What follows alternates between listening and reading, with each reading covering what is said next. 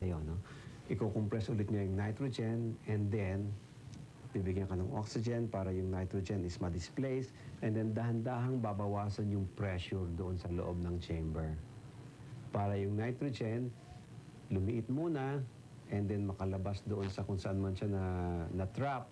Sa mga balbo lang ito dumadaloy ang compressed air na ipinapasok sa loob ng decompression chamber. Mas mataas na konsentrasyon ng oxygen ang ginagamit para mas mabilis ang paggamot sa isang pasyente. Malaking role ng oxygen sa treatment ng recompression chamber. So siya yung nagre-rejuvenate dun sa mga na-damaged tissues ng katawan natin. 6 na oras ang haba ng treatment at sa loob ng mahabang oras na ito, malaki ang papel na ginagampanan ng isang chamber operator. Ang buhay ng dalawa sa loob, nakakasalalay sa operator. Pag nagkamali siya ng pagre-release ng hangin, pwede yung pasyente tsaka yung inside tender mamatay. Pwede siya mamatay sa loob o magkasakit din. Kailangan lagi ka nakatutok sa gauge, sa oras. Kailangan ng oras laging tama sa sequence ng treatment. Ayon kay Dr. Luna, may dalawang uri ang decompression sickness. Neurologic at non-neurologic, kung saan maaaring maapektuhan ang utak, pati ng spinal column ng isang biktima. Pamamanhid ng balat o tingling sensation, matinding pananakit ng mga kamay, paa at likod, joint pains, stroke, paralysis, konvulsyon, hindi makaihi o kaya makadumi. Ilan lamang yan sa mga sintomas ng decompression sickness. Importante yung mga spaces sa katawan pag nagda-diving. No? Space doon sa middle ear, space sa sinuses, yung baga. Yun ang usual mga problema namin sa diving. No? Dapat nagkakaroon ng pressure equalization sa loob ng airspace at saka sa labas. At para makaiwas tayo sa pagkakaroon ng decompression sickness, darito po ang ilang payo. Sundin ang rules and regulation ng diving. Huwag mag-dive ng sobrang lalim. Mag-shoot up o umahon ng dahan-dahan. Higit sa lahat, sundin ang itinayang decompression stop na 15 pie nang mabigyan ng sapat na panahon na makalabas sa ating katawan ang nitrogen gas. Nakakaaral na rin ako sa mga kapwa ko divers. Huwag na masyado. Kasi wala ngang kuwan na walang trophy makukuha dyan eh. Katulong, nasira ng ulo dahil sa pang-aabuso ng amo. Sa pagpatuloy ng aksyon sa emergency.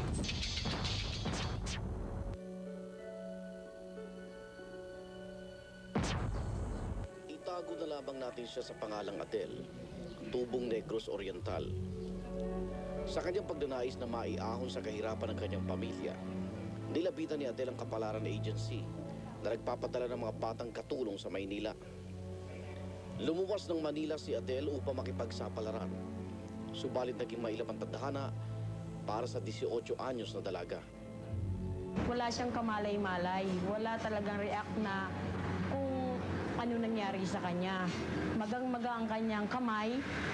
Yung kaliwang kamay, magang-maga. Talagang kumagay, masakit ang ano niya at saka mabaho siya. Kwento ni Adel, malupit ang kanyang naging among-in-chick na nakilalang si Arlene Chong. Wala umanong araw na hindi siya nito napagbubuhatan ng kamay. Sinasaktan ka ba nila palagi?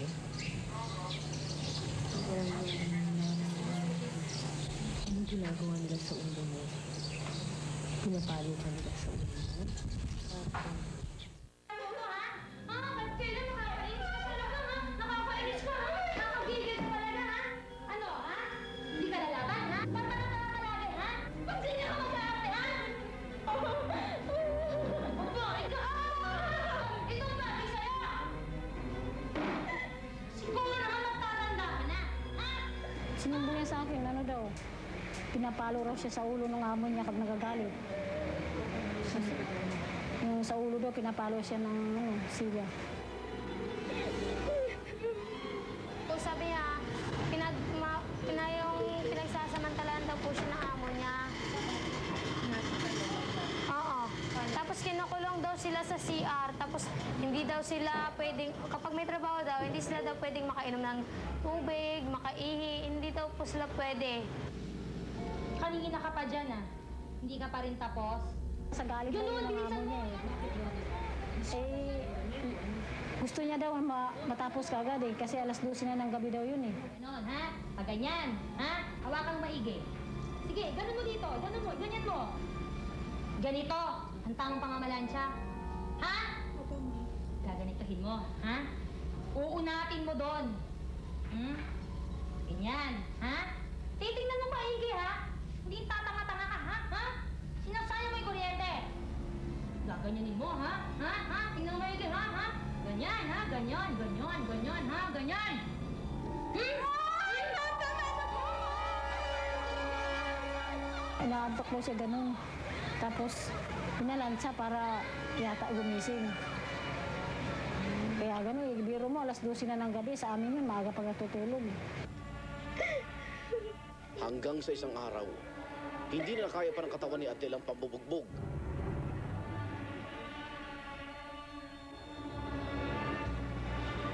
Ultimo katinuan ng pag-iisip, unti-unti nang pumanaw sa dalaga.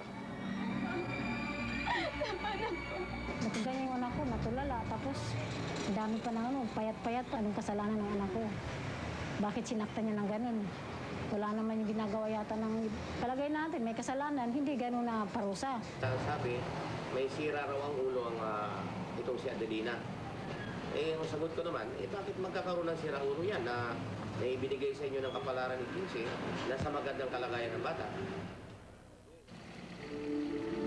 Mag-iisang buwan na ngayon sa loob ng National Center for Mental Health o NCFH si Adele.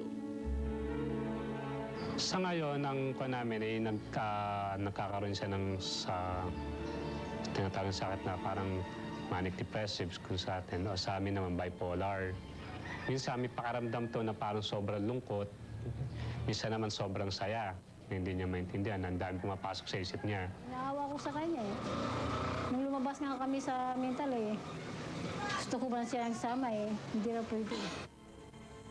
Ayon kay Dr. Geoffrey Cruzada, bagamat malaki nang naging pagbabago ni Adele, mula nang siya'y mapasok dito sa NCMH, kailangan pa rin niya ang patuloy na panggagamot.